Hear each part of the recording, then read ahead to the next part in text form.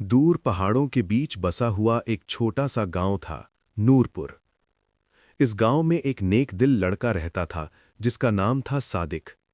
सादिक रोज सुबह फज्र से पहले उठता, पाक साफ होकर मस्जिद जाता, नमाज अदा करता और फिर दीन की तालीम के लिए दरसगाहे रहमत पहुंच जाता।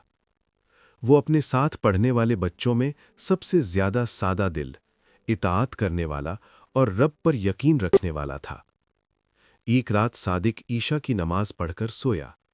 दिल में अजीब सी ठंडक और सुकून था। आधी रात को अचानक उसकी आंख खुल गई। उसने महसूस किया कि उसके कमरे में हल्की सी रोशनी फैल रही है। पहले तो वो घबरा गया, लेकिन धीरे धीरे वो रोशनी एक नूरानी सूरत में बदल गई। एक नरम लेकिन गहरी आवाज गूंजी, सादिक, लोग अपने रब की याद से दूर हो गए हैं, उठो और उन्हें याद दिलाओ। सादिक डर और हैरत में बैठ गया। दिल जोर जोर से धड़क रहा था। उसने वुजू किया, 2 रकात नफल पढ़े और दुआ की, ऐ मेरे रब, अगर ये तेरा इशारा है तो मुझे समझ और हिम्मत अता फरमा। सुबह जब वो दरसगाह पहुंचा तो माहौल कुछ अजीब था। बच्चे खामोश थे और उस्ताद हजरत मौलाना हाशिम भी गहरी सोच में डूबे हुए लग रहे थे।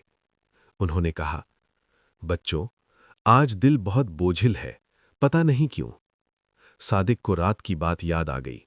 वो खड़ा हुआ और बोला, दोस्तों, आओ आज हम सब मिलकर रब का जिक्र करें। सब हैरान थे, मगर सादिक की आवाज में अजीब असर था। फिर सब मिलकर पढ़ने लगे, सुभान अल्लाह, अल्हम्दुलिल्लाह, अल्लाहु अकबर। जैसे जैसे जिक्र बढ़ा, वैसे वैसे कमरे का बोझ हल्का होने लगा। दरसगाह जो पहले उदास लग रही थी, अब नूर से भरने लगी। मौलाना हाशिम की आंखों से आंसू बह निकले। उन्होंने कहा, बेटा सादिक, तुमने हमें याद दिला दिया कि रब की याद दिलों को जिंदा कर देती है। उसी पल खिड़की से रोशनी की एक किरण अंदर आई। ऐसा महसूस हुआ मानो रहमत उतर रही हो। सादिक के चेहरे पर इत्मीनान भरी मुस्कान आ गई। उसके दिल से निकला, शुक्र है मेरे रब, तूने मुझसे अपना काम ले लिया। उस रात जब सादिक फिर सोया, वही नूर दोबारा नजर आया। इस बार आवाज मुस्कुराई, तुमने अमानत पहुंचा दी, रब तुमसे खुश है। सादिक की आंख खुल गई। वो फौरन सजदे में गिर पड़ा और बोला, अल्हम्दुलिल्लाह, यही मेरी सबसे बड़ी दौलत है। पैगाम: जिस दिल में रब की याद बस जाती है, वहां से गम, डर और अंधेरा खुद ब खुद मिट जाता है। रब का जिक्र ही सच्चा सुकून है।